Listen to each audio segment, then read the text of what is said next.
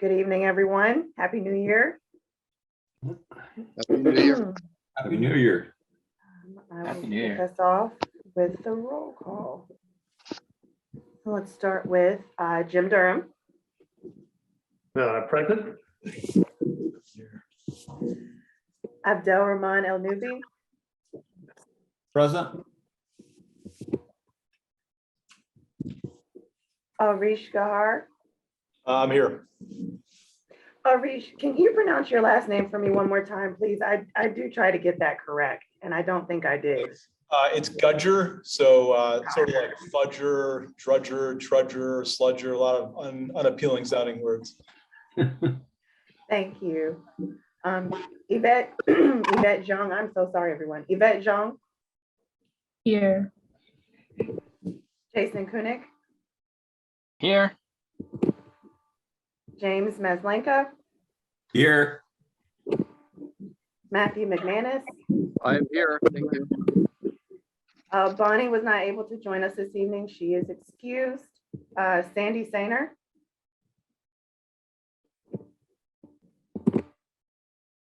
And just FYI, he also messaged me that his flight was delayed, so he may be a little late joining. Ross Simons Here. and Eric Van Horn. All right, that takes care of the roll call. Thank you very much. Welcome, everybody. Some of you may know, some of you may not know that Whitney Code is leaving us. She has already relocated to South Carolina, where she's taking a position with public radio there. I'm going to use the discretion of the chair to introduce the following resolution, which is resolved. The Dash Advisory Committee thanks Whitney Code for her able service to Dash and her excellent support of our activities. Her joyfulness and diligence in service to Dash was an inspiration for all. She led by example in communicating the importance of Dash to the wider Alexandria community and beyond. As she embarks on her next adventure in life in South Carolina, the DAC wishes her well and looks forward to hearing about her growing family in due course. Thank you so much, Ross. That was so very kind. I assume that that is a unanimous opinion of the DAC. Yes. I was going to second and third that if possible. Yeah, exactly. Great, yes. Thank you so much. So a round of applause for Whitney, please. Thank you. Thank you so much, Whitney. Service. Good luck, Whitney. Thank you so much. You make a difference. Thank you. Okay, now with that exciting announcement, let us move to the agenda, which includes the approval of the last minutes that Whitney circulated to us roughly a week ago, I believe. These are the minutes of 6 October 22. Does anyone have any additions, corrections to those minutes? Otherwise, I will tender a motion for acceptance of the minutes. So moved. This is Jim. Jim moves. Durham. Do I have a second? I second that. Jason? Jason seconds it. All in favor? Aye. Aye. Any opposed? Any abstentions? Okay. We are now going to move to, is Josh here? I am. Oh, good, excellent. Thank you. So we are going to, our first item is the Dash budget update. So I'm going to turn to you, Josh, please. Thank you. Well, it's good to see you all virtually. One of you here in person. Lone Warrior made it to the office today. I hope you all had a happy new year. Thanks for inviting me, Ross, and committee members. So actually, I'm going to kind of give you the high level sort of perspective of this, and then Edward is on. Edward is our Director of Finance and Administration and our CFO, and he really deals heavily with the budget process and the budget development process, and he'll be able to speak to you all. He's got a couple of slides just to kind of give you. Some of you may have seen, they're kind of reboots from the board meetings, but I think it's helpful content for you. So I'll tell you that we are at the early part of the budget process with the city. Our budget request has been submitted, our current services request, which is essentially is asked to be submitted of what it takes to do today in the future year. We treat it as no expansion of service or anything like that, just the current services. And then we were asked to submit a list of supplementals to the budget. So those would be service enhancements or additional investments in Dash beyond the base services that we have today. And then we were asked to submit reductions, a reduction target of 2% of the current services budget, which is a normal request of the city. So I'll start with the current services and just say that, as Edward will show you, I'm sure, the cost to operate Dash is going up year over year, as would be expected, with a more significant increase than normal in the coming year due to a combination of the cost of labor, as dictated by our contract, our labor contract, and the ripple effect it has throughout the organization. I'll note that we have our labor contract is up this coming year and will be up for negotiations potentially in the spring, but we are not making any assumptions related to that. So we're budgeting just with what we have today. Secondly, the cost of fuel has gone through the roof over the past year, as you all are aware, and diesel has actually been more affected than even traditional gasoline, heavily because of the export market, which has grown substantially due to the war in Ukraine and the effects on Russian petroleum. And they're providing a lot of diesel, or had been providing a lot of diesel to Europe. Europe is much more diesel driven than we are. And so it's a popular export. So diesel fuel is maintained consistently higher than what we have seen here. Higher exports than the past. So the value is higher. So the fuel, the labor, and then third, the ongoing effects of being fare free, which is a highly successful and popular program. But year over year, for any members who aren't familiar, we have a 4-year grant, which 3 of the years provide funding. And in the 4th year, there is no funding provided, but we must be fare free or risk paying back all of the money we received in the first 3 years, which is, I think, a really great tool to make sure that people don't get this money and then turn around and flip around on it. So with that said, it steps down year over year. So there will be a decrease in the contribution of the grant funding, which means an increase in the city's subsidy. So all of those factors come together to make the current services budget significant jump. Then our perspective with the staff, from the staff perspective, was we did not recommend any supplementals be requested in the current year. However, we do appreciate the advocacy and welcome the board and our community and our constituents to advocate for that to happen, and that did happen. The board did take those recommendations and added some supplementals, which Edward will talk about as they relate to service expansion.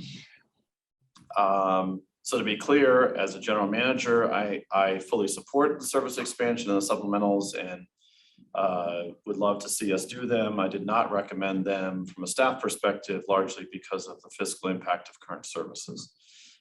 So just to be clear, there is not a difference there. It is just that as on the staff level, we did not recommend that, but we support it and welcome it. Thirdly, on the reduction side, and Edward will explain what these look like, the 2% reduction target that the city has asked of us is likely to be taken. In past years, we have seen it as hypothetical, but we are anticipating that there will be a desire for that to be taken. And so the approach we took with the board was to have a blended option of 1%, approximately 1% goal of service reductions and 1% goal of administrative reductions. In reality, we can't do that. In reality, there just is not that much administratively to cut. The biggest cost, the most expensive thing for us to do is for the bus to be on the road, the driver, the vehicle, the provision of the service. So that's where you get the biggest bang for your buck. So the reality is it's not a fully 50-50 split.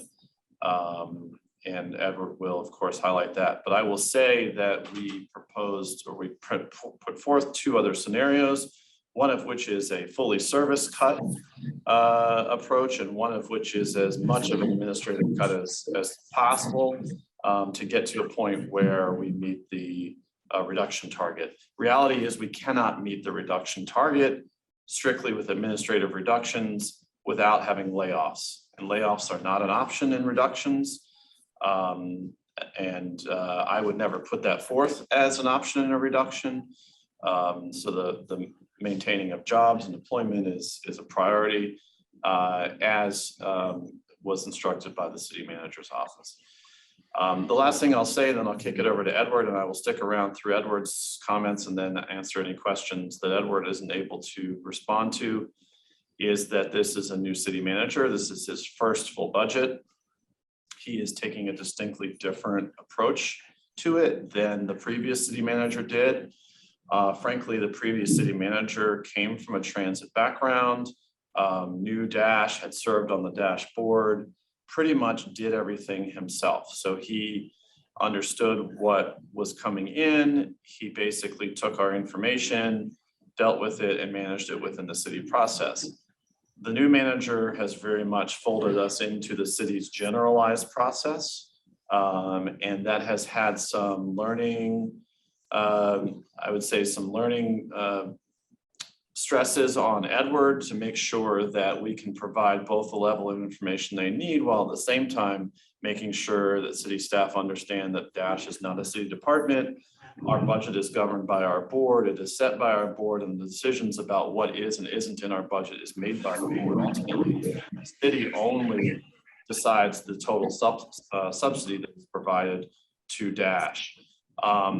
So we're managing that. I feel good about the process. Again, I won't have any idea of really what's going to come out of that for another month or two, but I will plan to return to this group immediately upon that coming out, as I will with the board, so you all can understand what we're seeing, what's being proposed, and then of course make your decisions as to positions you might want to take relative to that. So with that, I will kick it over to Edward, let him run through his slides, and I will stick around in the room until we finish this part of the conversation, and happy to answer your questions. So. Okay, thank you, Josh. Thank you, Josh. I'm going to share my screen here. So pull up the slides. Right.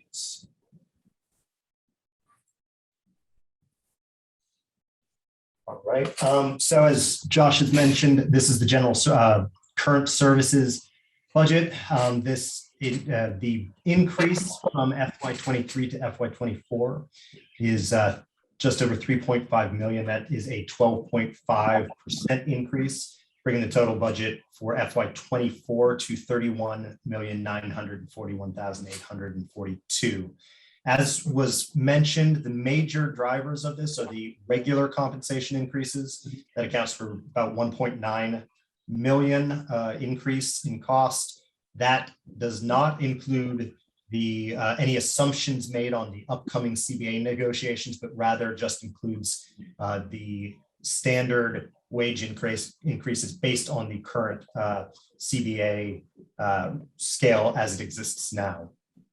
Additionally, second largest driver of cost increases is fuel, for all the reasons that Josh mentioned. This we've seen over the past year, significant increases in fuel for all the various global pressures on fuel. So that this budget for FY24 reflects those changes and the current cost per diesel that we've been seeing. Other increases include maintenance parts and services. We've seen an increase there. Part of that is driven by the cost of tires going up, which is driven by crude oil. Additionally, there have been some pressures as far as supply chain costs or supply chain issues leading to cost increases, as well as inflationary pressures on parts and supplies. On the revenue side of things, as part of our TRIP funding for the fare free service, as Josh mentioned, that funding goes down throughout the program as the city subsidy increases. So the funding from FY23 to FY24 decreases by slightly over $1 million. And then in FY25 is gone completely with the subsidy increasing to offset that. Additionally, our advertising program on the revenue side has decreased somewhat. We were bringing that down by $86,400 from FY23. It does not look like we're going to achieve the revenue predicted or anticipated in FY23 for advertising. So this attempts to address that in FY24. We are working with our advertising vendor to find ways to make this more attractive, but the FY24 budget does try to reflect some of the underperformance there that we have seen thus far. This breakdown tries to present where the major cost increases are from an FY23 versus an FY24 perspective. You can see that as a percentage of overall revenue, personnel is actually slightly less, and that's because non-personnel has increased primarily due to fuel, as was mentioned. Then there's no change in our capital outlay from year to year. This also breaks down those revenue sources as mentioned. So the largest increase there is the city contribution to the operating budget that goes up by 19%. And as mentioned, that is both cost increases, but also because of TRIP funding going down and the city subsidy increasing to meet that. This slide just further breaks down some of the major drivers of the increases in FY24. So labor has been broken out. That's increasing by 7.5%. Fuel, as mentioned, that is significantly increasing. When the FY23 budget was finalized or submitted in the first phase, the fuel costs that were put into FY23 were representative of what had been experienced at the time, and at the time were conservative at about $2.40 per gallon of diesel.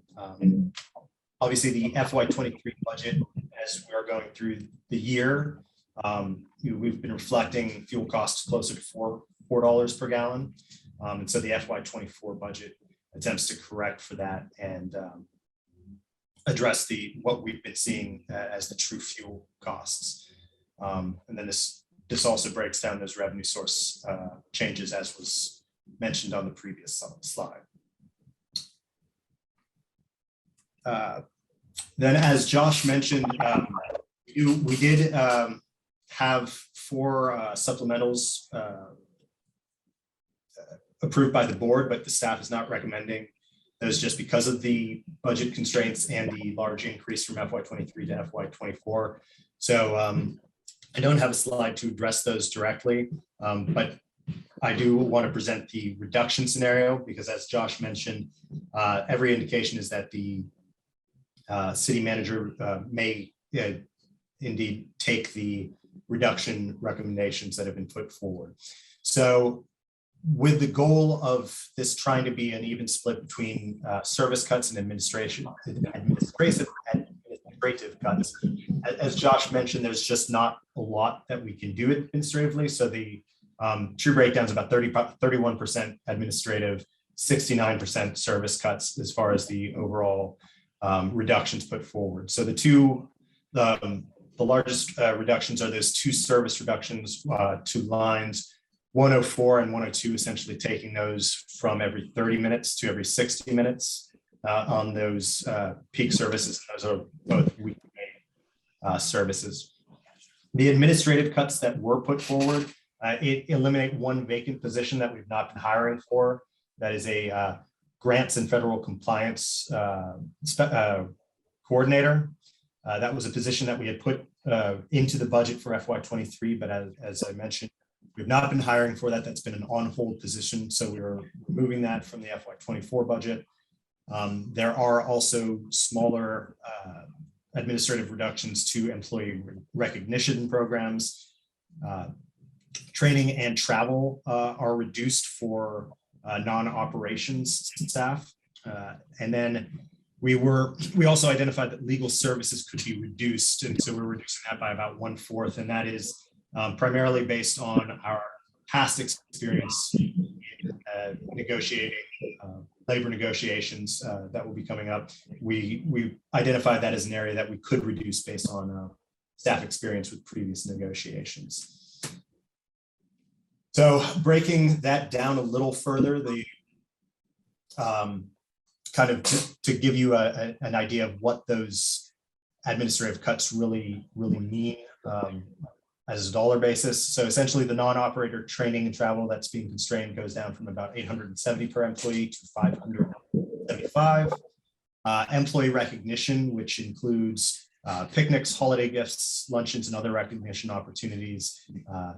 That is reduced from $68 to $46 per employee.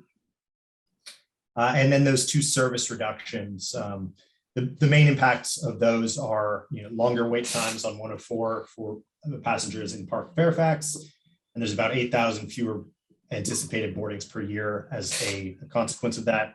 And then on 102, there's about 10,000 fewer anticipated boardings.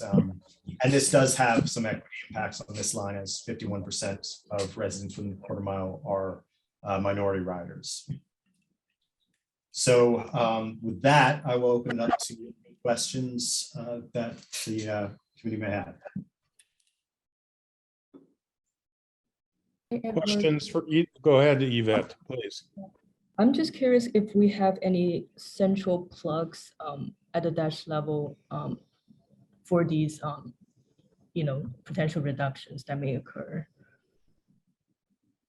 So when we're in the budget development process, do we have any, centralized buffer? So the current service budget had to closely, there were constraints on what we could put forward. So there's not really, we looked for any buffer that we could cut. And really there was not many opportunities to trim down on any sort of administrative, as you said, buffer or any of that. The administrative budget is already very tight. And then as far as the service cuts, that service being the largest part of our budget, that is very much based on our anticipated mileage and the service levels. So there really was not a ton of buffer or areas that we could cut beyond what we identified. I have a question. It's Matt McManus. Does this fuel increase make more economic additional electric buses at a quicker pace than we had planned? So the fuel cost increase, as far as, I guess, addressing your question as far as increasing our electric bus usage or the percentage of the fleet, that is outside of the operating budget. That's the capital budget. So that is kind of a separate process. Okay. Yeah.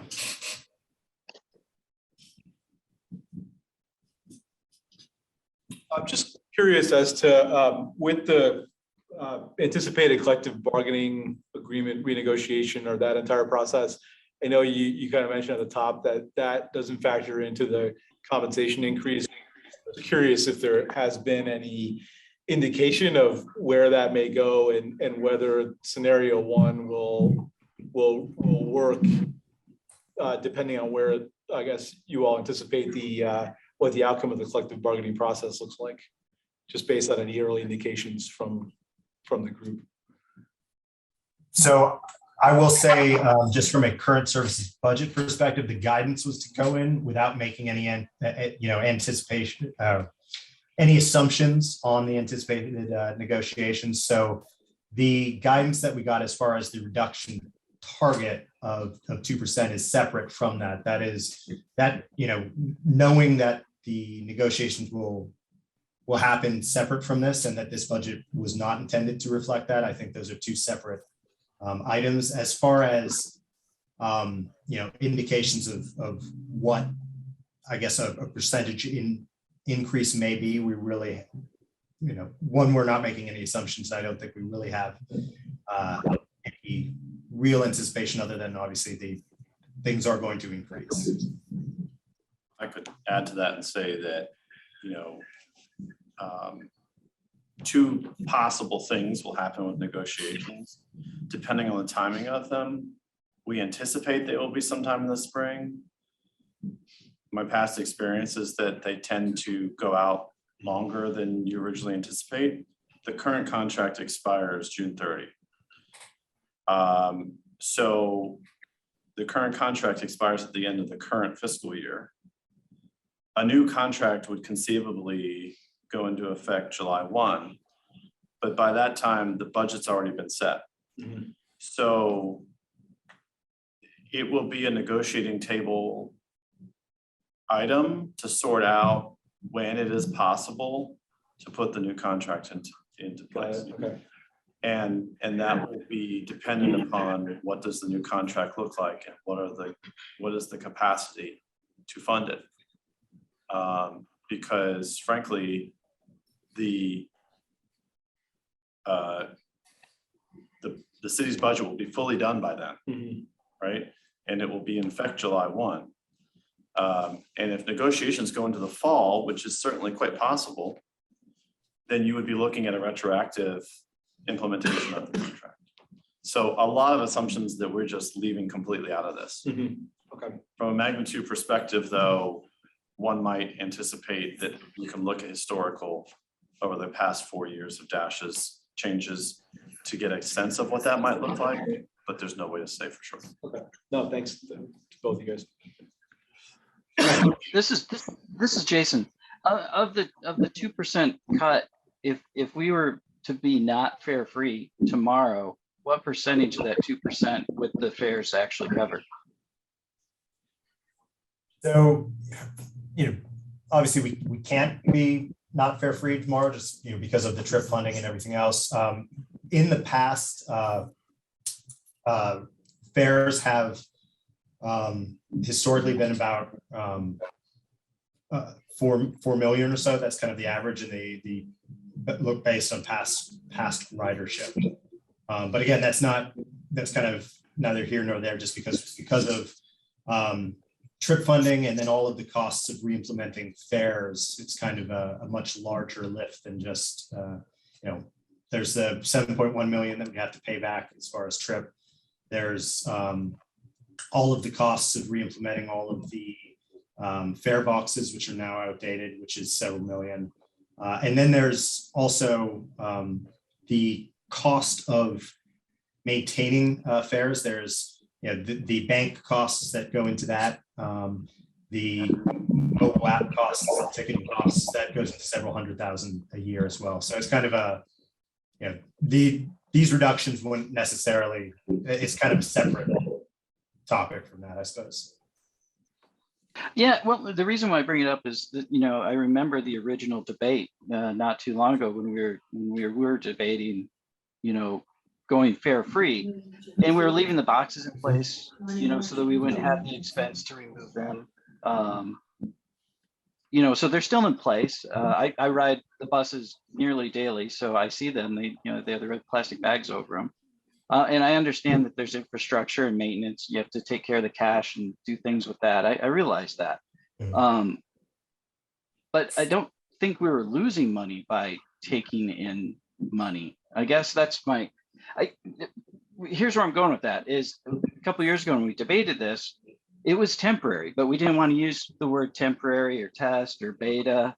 We really wanted to avoid those words as a board. And I guess I appreciate that. I was uncomfortable with it, but it's almost making an assumption that we made a decision that we will always be fare free. This board never made that decision because we couldn't make that decision. So I guess where I'm confused is, are we taking that option completely off the table permanently? I can speak. Well, yeah. I'll take that one over. I don't think we're taking it off the table permanently. Again, first of all, the city manager, from a reduction perspective, unlike previous years, did not offer additional revenue as an option for reductions.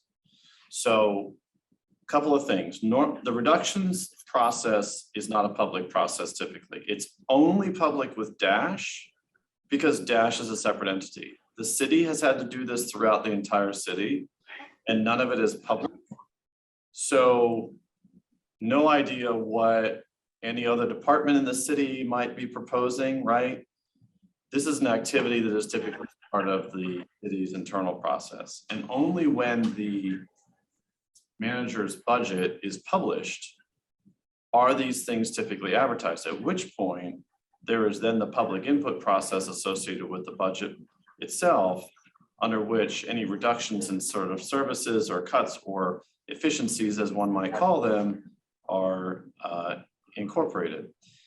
In the instructions provided to us, we did not have an instruction of considering a revenue increase. Now, one could argue that, yes, fare collection is a revenue opportunity that could more than offset the total reductions. And to your point, no, it was not decided that it was a permanent, indefinite cut. That said, though, when we did apply for and take the state money, we all agreed and understood that there was a stipulation that was 4 years. So there's really not a point in talking about it this year because we can't, right? Unless we want to go back and pay back all that state money, and $7.1 million combined with, or what might be considered minor costs associated with turning the fare boxes back on, isn't on the table for that reason. Now, to speak to the fare box question, yes, the fare boxes are still in the buses. Yes, they are turned on. Do they work? They're challenging pieces of equipment and not maintained. They have bill changers, readers. They're like an ATM, right? They're reading dollar bills. They're taking coins. They have serviceable parts. They would normally have been maintained monthly by the maintenance department. They've been touched for years at this point. Secondly, the Smart Trip program, which is currently used throughout the region, is way beyond its end of useful life. So Smart Trip came out in early 2000s, I want to say. There was a $5 million capital project on the books for Dash to replace all of the fare collection equipment in line with what WMATA is doing. So Smart Trip follows WMATA. WMATA is the administrator of the regional program. We actually pay into Smart Trip to use those benefits so that someone can use a Smart Trip card on a Dash bus or a WMATA bus or a Fairfax bus. And so when Edward and others talk about those additional costs, we have to assume that the current fare boxes, we would have to find that $5 million project again to bring those fare boxes up to date. Might they last a year or two? That's a possibility. But when we move forward with this program, one of the things that was outlined in the decision was to table that project. And what that means is that no funding has been identified for that $5 million fare box project. It was on the books for the money to be identified. It was abandoned. The city sort of took the position of supporting fare free, and Dash did too. And so that's why that money's not there. So when you hear talking about $7.1 million back to the state plus $5 million for the fare boxes, that's why. And I do appreciate your observation, though, that there are fare boxes on there. Conceivably, they would be usable. The last thing I'll say is the reason the fare boxes are there today is they're being used for passenger counting. So the driver is only interfacing with the keypad, which is not related to the revenue processing portion of the fare boxes. So kind of a complicated answer, but I'm hopeful that kind of helps to explain kind of, you know, why it's not here. And it will not be presented from Dash's perspective. You know, we wouldn't even put it out there until the duration of the requirement of the grant is completed. You know, that's why you don't see that. Yeah, So, no, fair Josh, enough. let And me- I appreciate, I'm sorry. I was just gonna thank you for the example. Go for it. Sure. Well, I'm going to build on what you said, Jason. I'm just trying to understand the timeline here a little bit, Josh. As I understand it, the grant, the trip funding disappears in FY25. Is that correct? Correct. And the city subsidy, in theory, is supposed to increase at that period of time, correct? Correct. So it's been going up year over year since the program started. So there would be another step up next year in this process, and that would be the final step up. At that point, it would no longer be increases for replacing the lost fare revenue. Right. So the question, I think Jason has an interesting question here, which is from a planning point of view, when does one begin to tackle the question of balancing the budget appropriately for, you know, providing service at a adequate level versus fare free? Is that in the FY25 planning cycle, or is that actually FY26? So also a good point, and I would just highlight that in the fare-free framework, we did stipulate that service reductions were secondary in the sense that we do not want to have a fare-free. We identified that we don't want to have a fare-free program that then we're whittling away and eating away at service. And it is a fair observation to say that this is contrary to that. Now, will this be taken? No idea. Again, the only reason that we're even talking about this stuff is because Dash, the Dash process puts it in front of the board and makes it public. It is highly possible that there would be a decision internally at the city that they don't need to take any reduction, and it would be a non-discussion item anyway. Well, Thank you. Hey, Ross, thank you so much for that. And you're always so elegant with finishing my thought on that. So thank you so much on that. Josh, my biggest, I think, you know, now this will be my last word on it. The reason why I did bring it up like that is because I take the Pentagon route and the Mark Center route often, a lot, hundreds of times over the last couple of years. And I was on that bus pre-COVID where it was standing room only, you know, from 6 a.m. to 9 a.m. And all my friends, they're not riding on the bus right now because of it takes so long, because of the reduction in service. So it's free, which is great. People appreciate that, but they're not riding it because of the reduction in service. And well, I guess what makes me nervous is you can have it free, but if there's no bus to ride, and if it's every hour, people, that's not very reliable. And it takes me 45 minutes to get to the Mark Center, and I'm only going 3.1 miles. And so I guess, yeah, we could be talking about money, but it's about the ridership experience. It's the service. You know, we need to maintain the service. And that's my 2 cents as a rider. And I feel like that's my role on this board, is to bring that perspective. And so those are my thoughts. And you're right on track with what we want you to be doing. So thank you for that. And Thanks, Jason. yeah, I think that's a really important point. And I would echo your concern that we have had that concern internally here at Dash is that our mission is to provide more useful, right, frequent service. And so I will tell you what you can expect from me. Right now, you're not going to hear me say anything because I have no idea where this is going to go.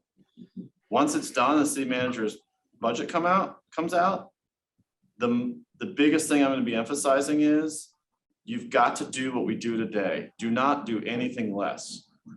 And I'm going to fight, and you're going to hear me saying that that is the top priority. And that was the top priority in our submission to the board, was absolutely do nothing less than you do today. Even if you don't add service, even if you don't expand the services, always maintain what we do today. So, yeah, I mean, that's that's my position. Again, I don't know where this will go, if this gets taken or whatnot, but I'm going to be pushing hard to avoid any reductions in service from where we are today. That's awesome. Thank you so much. Absolutely. Thank you, Josh. I think we actually have a good segue here to the discussion of the Dash Fare Free Service Report as a result of this. So if we can move to Martin for that. I circulated a copy of that report earlier to the group. I hope you had a chance to read through it. But Martin, you may want to go through the highlights, at least as part of your presentation. Oh, Jim? Jim, you have your hand up. In the interest of keeping the agenda moving, my question not to be asked. Actually, I did have a question before you go to Martin. I guess my question is, what's the status of Dash receiving FTA funds? I know that was one of the things that we were talking about, and I hear one of the things that Edward was talking about was eliminating the position that would be a grants administrator and stuff. So could you kind of give us an up to date analysis or whatever of where the city and Dash are in terms of getting FTA funds for Dash? Yeah, I can hopefully answer that quickly for you, Jim. It's a good question. We applied and we didn't get anything in any of the projects we submitted. We plan to apply again. It's a highly competitive project. This is largely for electric buses. We have learned that the administrative oversight will be lessened if it's just a few electric buses as compared to receiving operating funding. So we're doing some internal reprioritization of responsibilities. And we also have more resources from the city. The city is actually going to take a larger role in the grant application and administration process. So we feel confident that we will not need that position. Now, if suddenly we were to receive vastly larger amounts of federal funding in the future, which we believe is unlikely, then we would have to revisit that, but we don't see it as an issue. Jim Durham, did you have something you wanted to say before we get into this Martin's report? I just, yes, please. Thank you. Real quickly. Back to the discussion. I appreciate Jason's comment, and I love it as well since I'm on the 102 line, which saw the change in service to hourly during the day and the elimination of the weekend service. But maybe Josh could clarify this. My recollection is those changes were a result of a decision to reallocate the available services to higher density areas and were not associated with fare free. In other words, fare free didn't cause the 102 or 103 or 104 to be what they are today. And so am I correct in that recollection, Josh, that those were decisions about for whatever service we had, we were going to reduce it in the 100 series routes so it could be reallocated to higher density areas with higher density residential and higher density of jobs. Is that correct? Yeah, I can. This is Martin Barna, a director of planning and marketing. I can chime in on that. Yes, I think that's largely an accurate characterization of what we did with the transit vision plan and the new Dash network was kind of focusing the bulk of our resources on these more useful routes that run where more people can use them. So yes, generally, at a high level, the 100 series routes are typically more, those are the weekday only routes, whereas the 30 series are the 7-day-a-week routes. So the 100 series routes are typically more peak oriented. They're typically more for commuters. Obviously, we've seen a we've seen a large increase in our ridership, but the commute crowd is still not what it was pre-pandemic. So yes, so you're right though that the shift was sort of away from that peak oriented service and more towards our frequent all day service. And then the other thing that kind of is playing into the 102 specifically is that previously we've had a contract with the Department of Defense to run an express shuttle that was overlaid on the local service and provided much more frequent service during the peak periods. That has been suspended for the near term. So that also is affecting that. It could potentially come back in the future, but right now it's still suspended. But thank you for that, Martin. And I do want to agree with Jason. Hourly service is just it's almost like having no service. But yeah, that's all I had. Yeah, we'll go on to the fare free discussion. Thank you, Martin, if you would. Okay, all right. Thank you very much. Good evening, Mr. Chair, members of the committee. I am sharing my screen now. Hopefully this will work. Second here. There we go. Are we full screen for everybody? Yes, we are. Excellent. Okay, so yes, I have two updates for this evening. The first is the larger one is a summary of our annual fare free report. For those of you that tuned into our board meeting a couple weeks ago, this is going to be largely a repeat of that, but I wanted to make sure that everyone had heard the information and had a chance to provide feedback.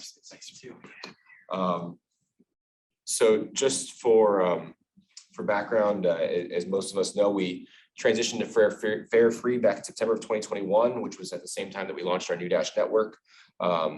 Josh referenced the fare free framework that was adopted by our board around that same time.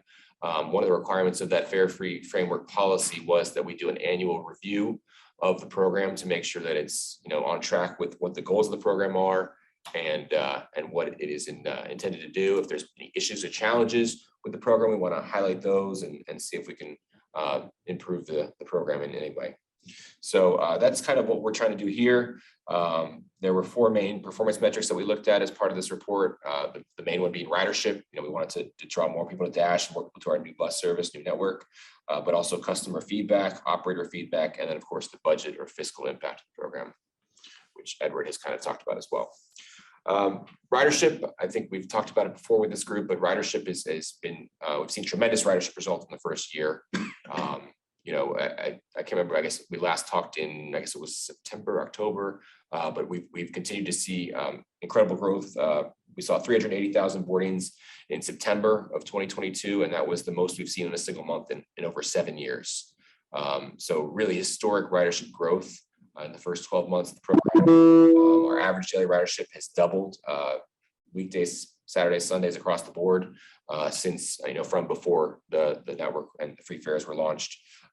We're also one of what I believe is 2 agencies in the region that are now consistently above pre-pandemic ridership levels. The other agency being the Fairfax Q, which is also fare free. So good signs there. We've talked a little bit about overcrowding. We have seen a little bit of that, especially on lines 31, 35, and 36, and big ridership increases during off-peak periods. And here's the graph that kind of shows the month-by-month ridership levels over the last 7 or so years. You can see kind of the yellow line shows the drop in the pandemic, and then the purple line shows FY21 where we kind of flatlined.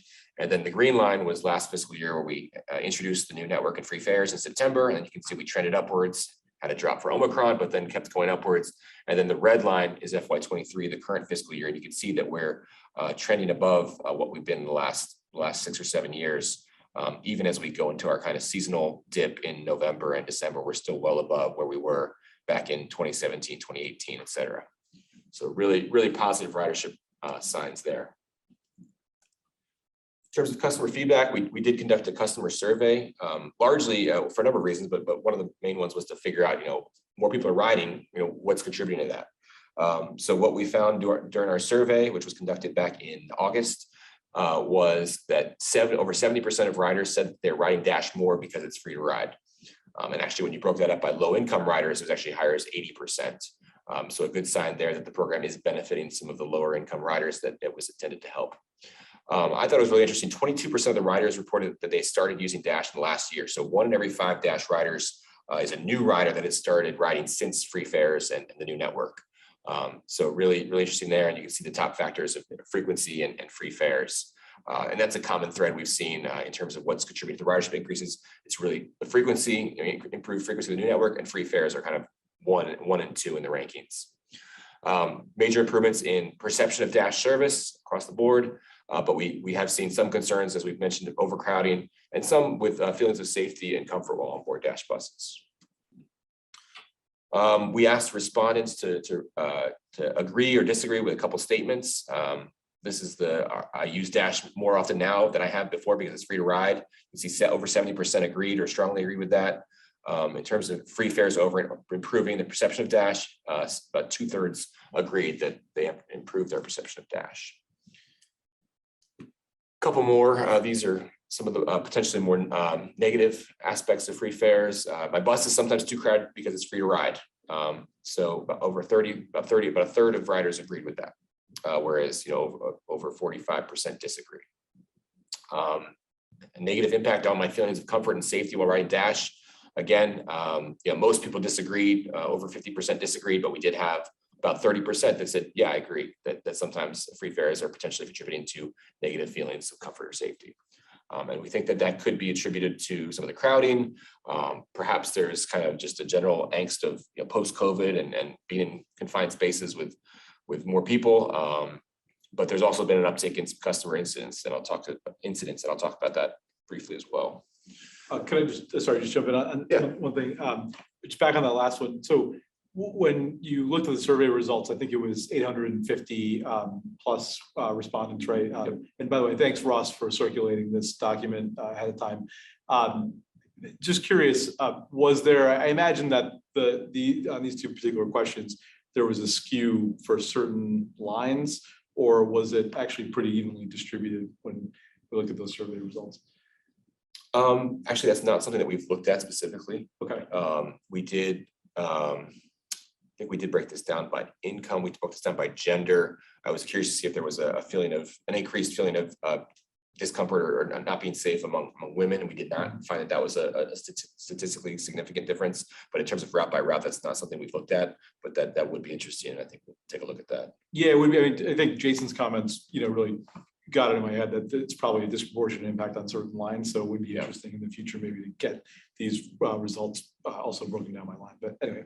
And if I had to speculate, I would imagine that it's probably the busier routes. I mean, that would generally make sense, but more crowded. But yeah, I'll look into that though. Thank you. And then we asked what the most important factors were for Dash customers who are riding more often. And we found that, as I mentioned, the top 2 were generally increased frequency, which was number 1. And then just behind that, number 2 was free fares. So 40% of respondents responded that increased frequency was most important. And then 35% said free fares. I should note that the way the survey was constructed, they could actually respond multiple things being most important. But hopefully this does at least give some indication that those are the top factors. Other factors, longer span, more useful routes were also pretty high. COVID recovery, environmental, those played as well. Higher fuel prices was not as strong a factor as some might have expected. I mentioned that there's been an increase in some customer incidents. I guess, well, first let me talk about customer complaints. On the left side, the orange graph there shows the number of customer complaints by month. You can see that when we first launched the new network back in September of 21, we had a big spike.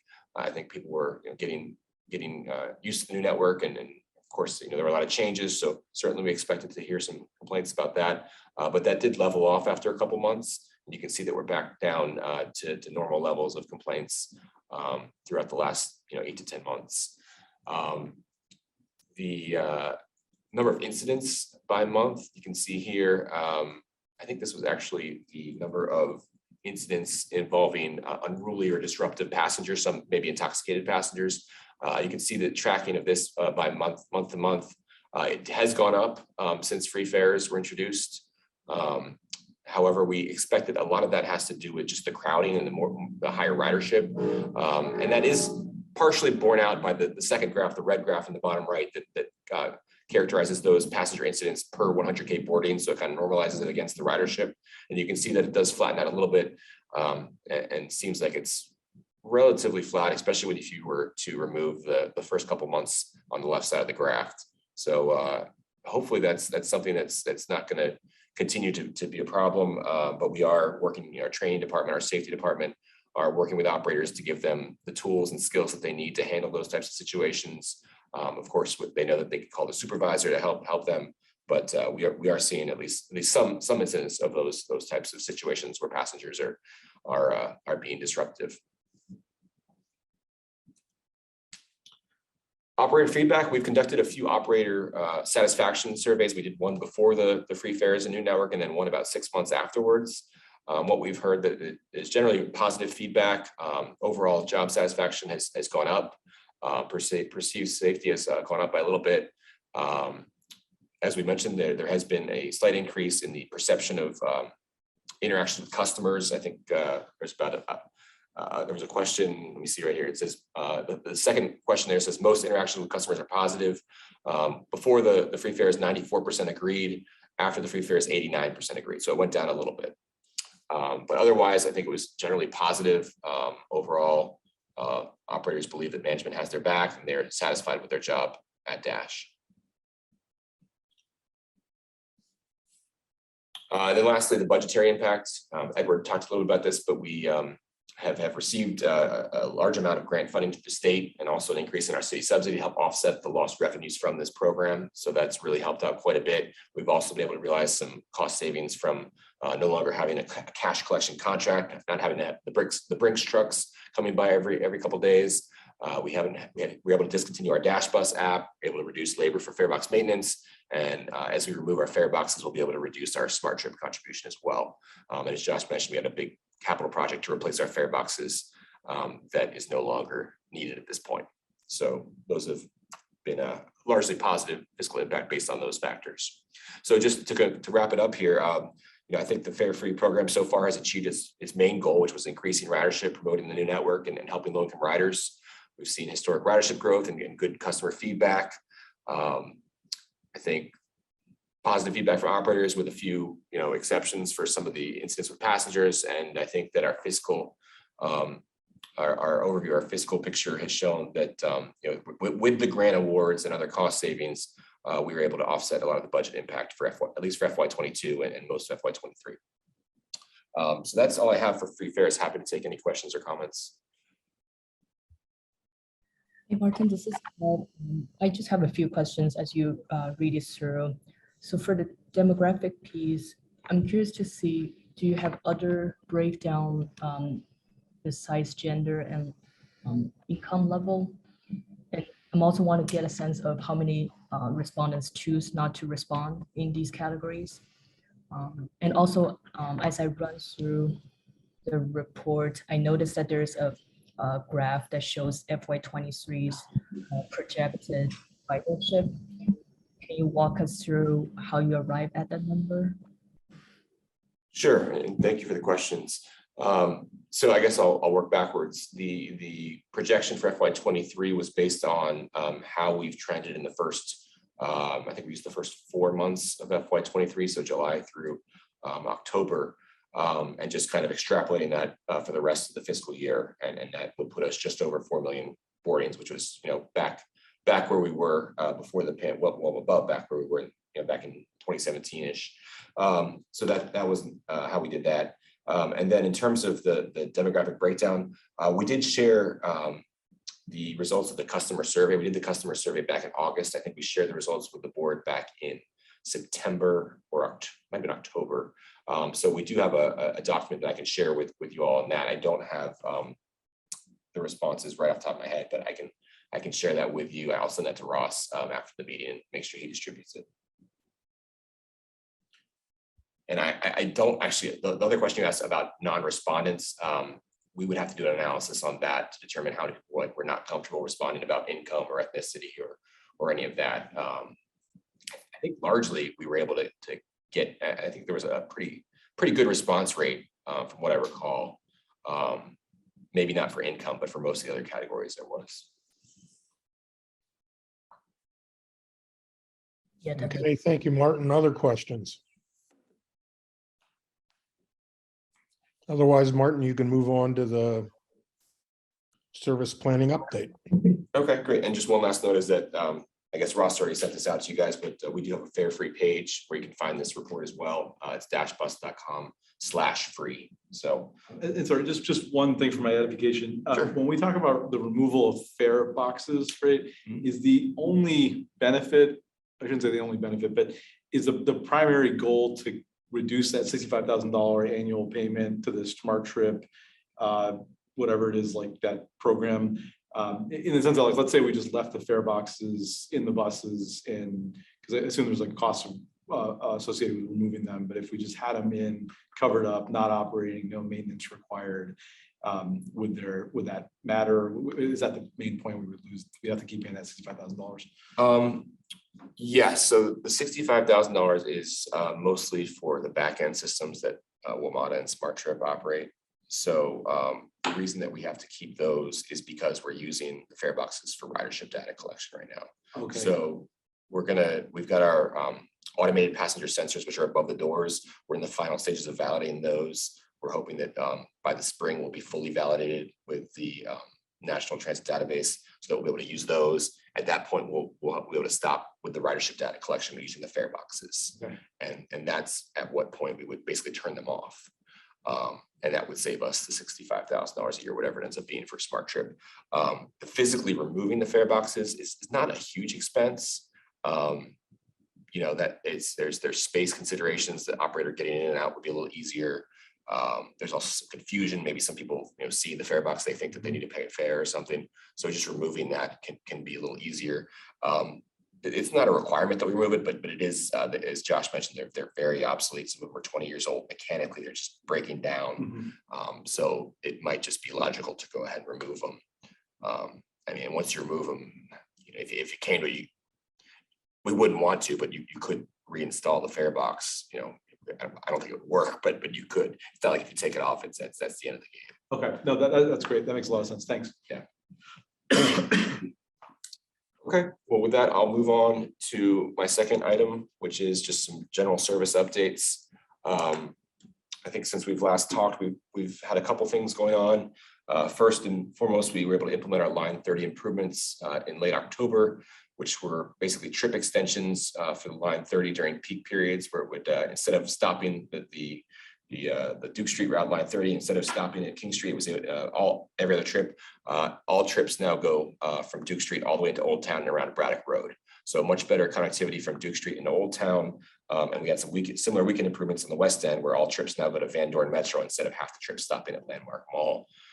So really better connectivity there. We're starting to look at some ridership just to see if there's any impact, but it's really too soon at this point to show any impact yet. I'd probably wait till the spring. I mean, we are obviously ridership has gone up since from basically November of 2022 versus November 2021. Ridership has gone up on Line 30, but it's hard to attribute that to these improvements just yet. So, but we'll keep monitoring that, and we'll probably provide some information on that in the spring. And then we've obviously had some Metro Rail shutdowns. We were able to get through the fall shutdown where they closed down all the stations, and we're still working through the Yellow Line bridge and tunnel closure. I think the current schedule is that shutdown, the Yellow Line will resume service in May, hopefully at the same time as the Potomac Yard Metro station opens. And we are currently planning in earnest to work towards that May opening date. We do have, as you'll recall, we have several routes that are changing, being modified to better serve that metro station. Lines 33 and 36 have minor routing readjustments near Potomac Yard to connect to the station. And then line 34 has a major realignment where it'll be able to connect from Old Town up to Potomac Yard to provide that connection. So staff is working with city staff and with the developers up there at Potomac Yard and with Metro to make sure that we have good bus connections there on day one. And then the last two notes, just operator staffing levels. We had a job fair back in, I think it was November, that was highly successful. It was actually early December, highly successful. We've, as you probably have heard, we've had some operator shortages over the last year, some major operator shortages, and I think we're heading towards a much better place now. with some of the steps we've taken over the last 6 months, including signing bonuses and now the job fair. So we feel like we'll be close to full employment on the operator side by early, maybe I'd say, by February or March, I would hope. And that has the trickle down effect on customers, and that we'll have fewer missed trips and fewer service disruptions based on staffing shortages. So very good news there. And then lastly, we have a couple potential service disruptions coming up at the Pentagon. They're going to be the bridge that enters the Pentagon Transit Center is going to be pared down to one lane. Actually, it started it today for a 2-day closure. And it'll be a longer term closure later, but it has the impact of our routes that service the Pentagon may be delayed by 10 to 15 minutes based on that closure. So, and Landmark Mall is ongoing construction. We may have some impacts from that as well in the coming months. But that concludes my service updates. Happy to take any questions. Thank you, Martin. Jason, you worry about even longer delay getting to the Pentagon now? So I switched over to electric scooter just in case. Excellent. It's temporary though. All right, other questions of Martin? It was an excellent report, Martin. Thank you very much. Thank you. No questions? I have one minor question, which you didn't actually speak to in your report because we didn't ask you to, but it's now come up, which is, when is Whitney's replacement going to be on board in terms of filling the comm slot? Yes, so we have big shoes to fill. We are being very aggressive with our recruiting because we know that as she transitions to her new role down there, we're gonna not be seeing as much of her. So we are actively recruiting. We have identified several candidates that we're doing interviews right now.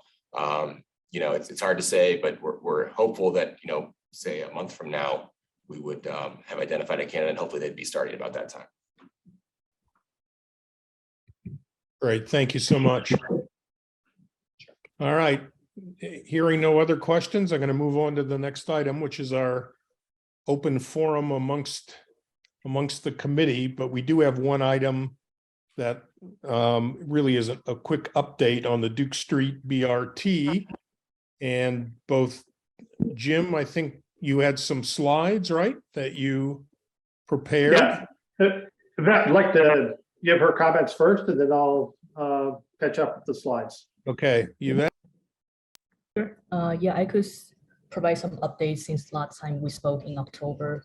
So the month of October, from October 1st to 28th, the city has hosted a variety of events and activities that included, webinars, pop-up polls, online feedback forms that you all filled out, emails, focus groups, and segment-focused public meetings to gather input on priorities for the corridor, the trade-offs on the concept, and input related to service roads and curb features that I know residents really care about. So in the online feedback form portion, we have received 1,200 or so responses. Even though it appears that there's not a lot of consensus, but there were notable differences in responses based on demographics, and several demographic groups were underrepresented in the feedback form results. So the Duke Street in Motion project hopes to increase awareness and engagement amongst perhaps business leaders, business owners, non-English speakers, renters, and residents alongside the service roads. So there are a lot of questions to be answered around the design impacts and benefits as we move towards the next phase of the analysis. And one thing I would like to highlight in the October outreach is the pop-up polls. So pop-up polls are meant to be short and concise, and then only 1-2 questions were asked. First is, do you think it's important to make the bus faster and more reliable, even if that means it takes slightly longer by car? And 69% of the respondents said yes. So the second questions, we're looking at wider sidewalks, more green space, and bicycle facilities on the corridor, but they all take up space So which improvement is the most important to you? 42% of the respondents said it's wider sidewalks, 20% said it's bicycle facilities, and 30% said more green space. So the reason I want to highlight this is because the population that the pop-up poll reaches might be different from what you hear from the online feedback form, and it's taking a multilingual approach, throughout the corridor. Go on the Duke Street in Motion website, you will be able to see all the events that they posted. And 21% of these tally poll responses were in Spanish and 79 in English. So the city and the advisory group actually look at the Duke Street segment by segment. So we have three segments, segment 1, 2A, 2B, and segment 3. For each segment, there are 3 options that were presented by the consultants. And if you take the 3 options times the 3 segments, there are actually about 81 alternatives that you can map out the whole corridor. So the advisory group is tasked to only advance 2 of the 3 options in each segment for further design and analysis. And the emphasis is placed on short-term implementation. So for segment 1, from Ripley to Jordan, we're advancing center running and curb running. In segment 3, Ross to King Street Metro, we're also advanced center running and curb running. Segment 2 is more complicated because of the existing footprints, with service roads on the south side, typically backing up to residential houses, and service road on the north side backing into residential building and business. One thing to mention is that the ACPS school bus has stops alongside the service road on Duke Street. So in other words, they provide protection and access and parking.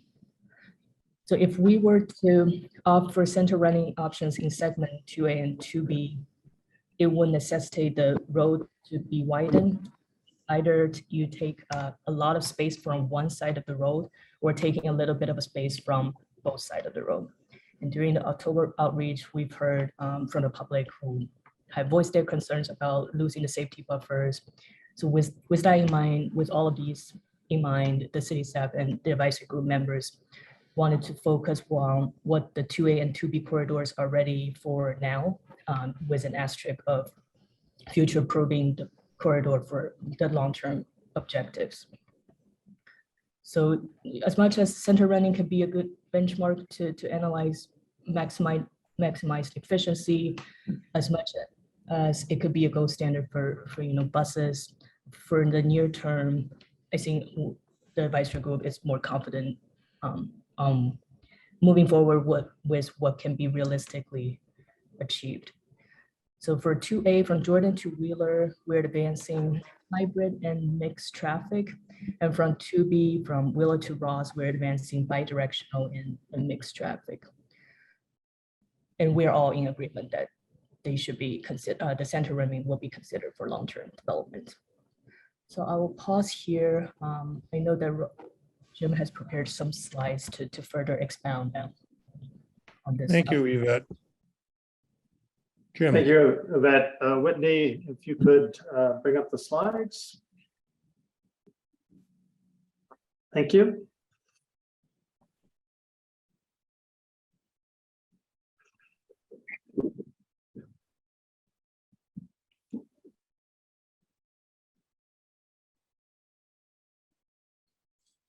So it's just an outline.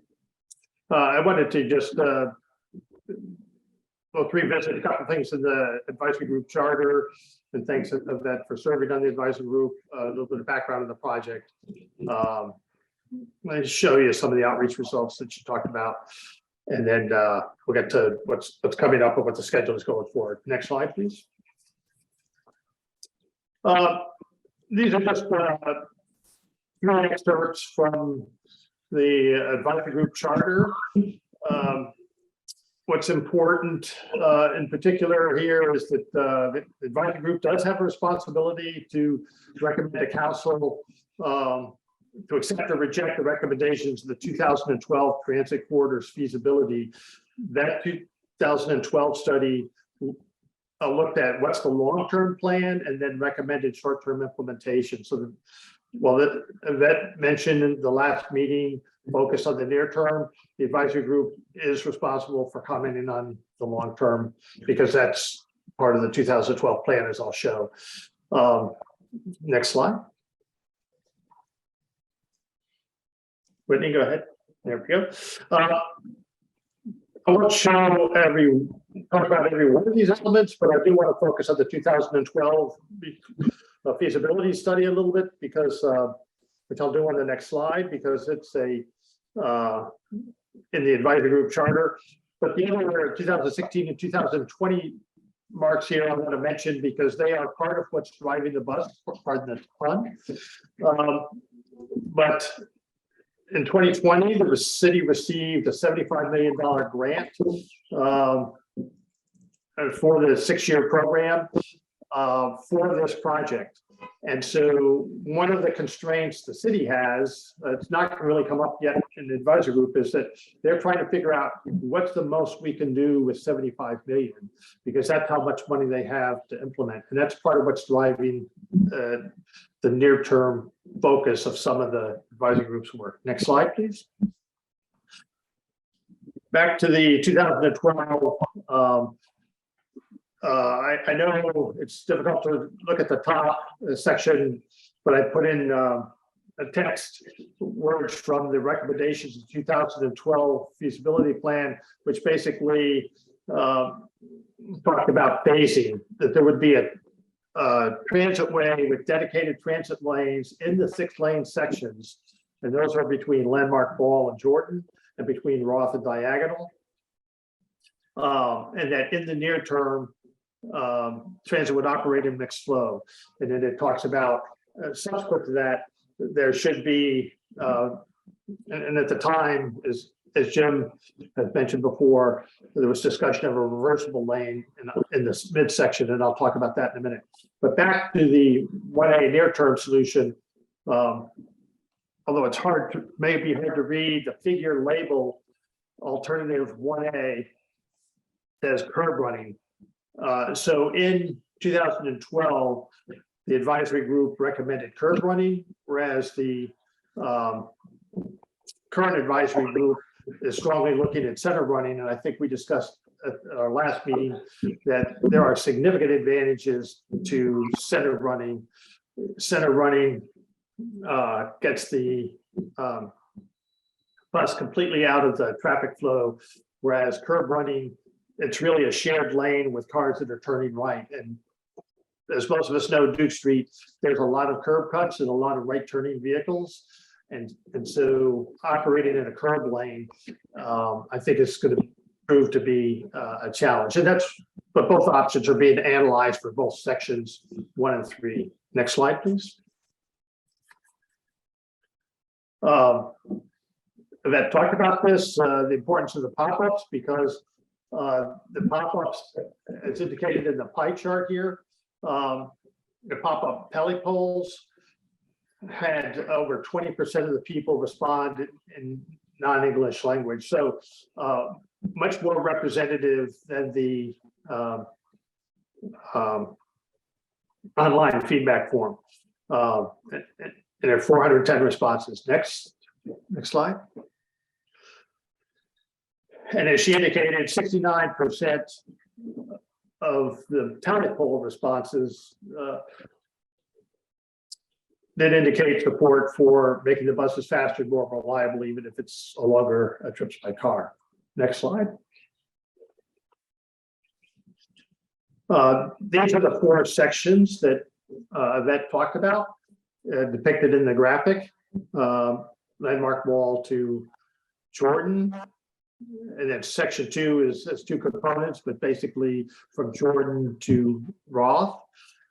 And those are currently 4-lane sections, and then another 6-lane section from Roth to Diagonal. And at the bottom of the graphic, you can see that in each section, as Yvette mentioned, there were really 3 options. And the ones that I highlighted in the blue box are the ones that the advisory group gave direction to staff to advance for further design and analysis. And in the middle section, 2A and 2B, there was a very clear direction from staff that the city only wanted to analyze those solutions that could be implemented in the near term, meaning without disrupting the residential service roads. And so that's why center running was not selected for near-term analysis. And Yvette, I don't know if this is new to you, but I just saw it on the reviewing the city website today. It was not discussed, but center running will be considered in the long term for segment 2. So again, it's important to review this slide, and the things that are getting analyzed is the things that are the analysis results that will be available to talk about the near term. And hopefully the city will also provide analysis results for center running for the long term as well. Next slide, please. And I'm on slide 8, slide 9. I'll pause for questions. But either Yvette and I can answer questions. So looking forward, there's no January meeting in the advisory group. And in their next meeting is in February, and the focus of that meeting will be on the curb features. What should happen on the edges? What pedestrian, improved walking access, improved biking access, etc. It's not clear yet if there'll be a March meeting, but by April 13th, the April meeting is when the city expects to have the results of the analysis of those of a couple of running way options based on the advisory group's input. And at that point, that information will be disseminated publicly as well. And it'll be the start of a public engagement process, providing feedback as well. Here's the analysis of how much faster the bus will go and how, any impacts to car travel. And then in May, the following month, the advisory group will meet, having reviewed both the detailed analysis and having the results of public engagement to recommend the preferred alternative. I put the date of the next DAC meeting on here because you can see it'll be about a week before we have the detailed analysis. So to the extent DAC wants to have an input, we'd have to discuss when that might occur. Because it doesn't fit nicely into the timeline for this project right now. Obviously, as individuals, we can respond to the public engagement period. So Jim, yes. let me just interrupt 1 second. Actually, we moved the meeting to April 4th, just so that I want people confused. Okay, I'm sorry. April 5th was the first night of Passover. Okay. We decided to move it to Tuesday, April 4th. I just didn't want people start scribbling in their diaries April 5th. Thank you. I did not look at my personal calendar where I'm sure I have it marked down on the 4th, so I apologize for that error. Next slide, please. We'll entertain any questions or comments. I think the biggest thing, overview I can tell you right now is the advisory group's very proactive in recommending center running to the extent possible. And in the near term, that means for segments 1 and 3, where there are currently 6 lanes. But the analysis, just so we have something for comparison, we'll also look at the curb running and hopefully quantify the difference that I talked about subjectively. Hopefully we'll have objective data to show what the performance differences are between the curb and center running in those sections.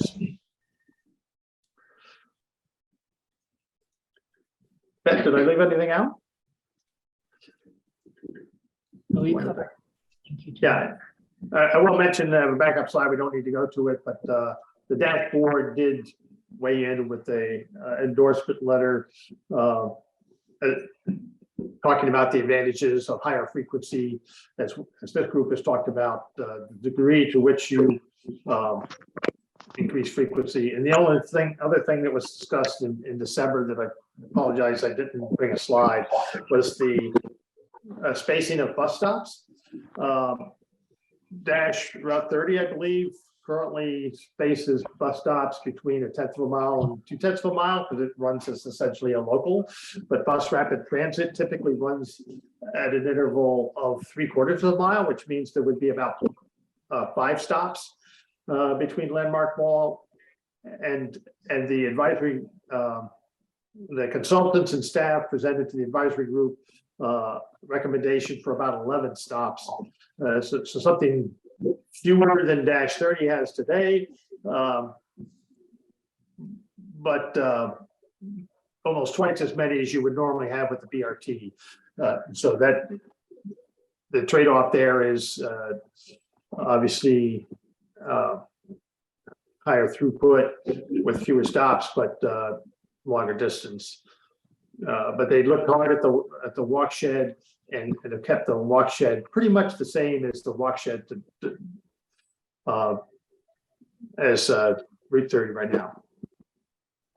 So I think we'll look forward to seeing those results in April. In the meantime, entertain any inputs from the DAC or vet on the edge conditions you may be interested in for a February meeting. Thank you, Jim. This is Matt McManus. Thank you for that great presentation. I know the Alexandria Transportation Commission, on which I sit, will also be doing a letter. And as someone who lives along the Seminary Road and also the Duke Street corridor, I think it is important that it has as many stops as it can to still make it an efficient sort of metro extension, if you will. And I'm delighted that you put this on our agenda, and we'll continue to talk about it. Thank you. Any other questions for either Yvette or for Jim? Otherwise, we thank you both for your continuing efforts in this area and for continuing to update us. And as Jim notes, please feel free to email either Yvette and or Jim any additional comments or considerations you want before the February meeting of the group. Thank you. Any other business for this group that people want to bring up?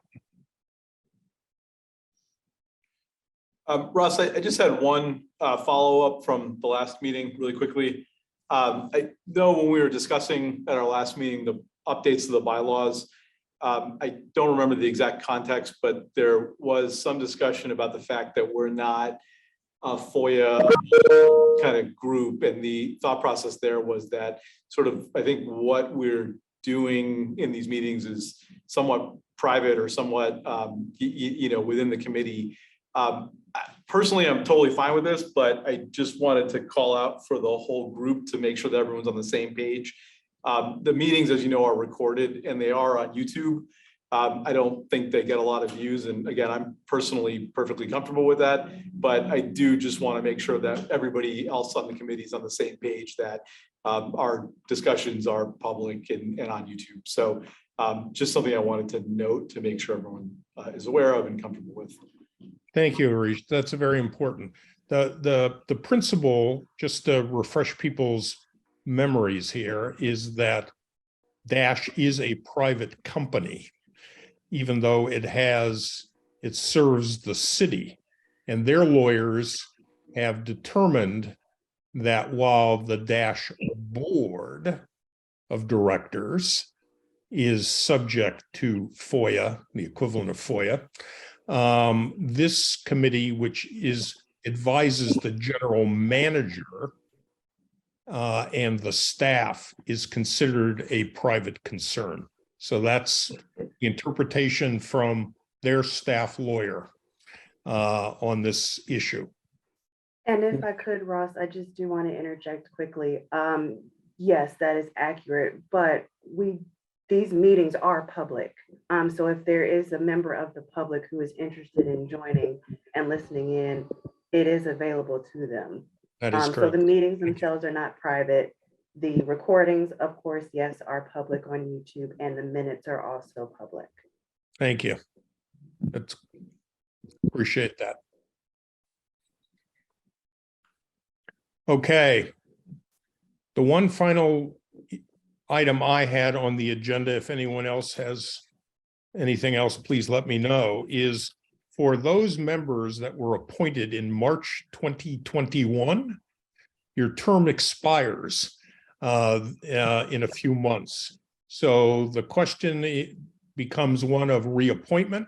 So I ask those who are affected by that appointment schedule to let me know whether you wish to be reappointed or not as soon as you can.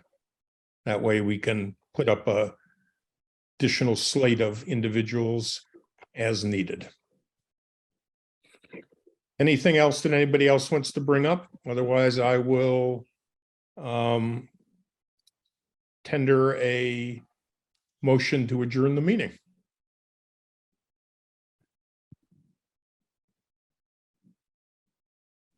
So moved. Second. I'm sorry, I couldn't quite see who moved and seconded. I think Abdel. Abdel, Abdel okay. moved. Who seconded? Arish, Seconded. Yep. I believe, second. Thank you. All in favor? Say Aye. aye. Okay, our next meeting will be Tuesday, April 4th at 5:30. And again, our thanks to Whitney for having guided us through this process to this point, and wishing her all the best in South Carolina. Thank you, Whitney. Thank you, Whitney. Thank you all so much. It's All been a right. pleasure working with all of you. Good luck, Whitney. All right. We'll see you all in April.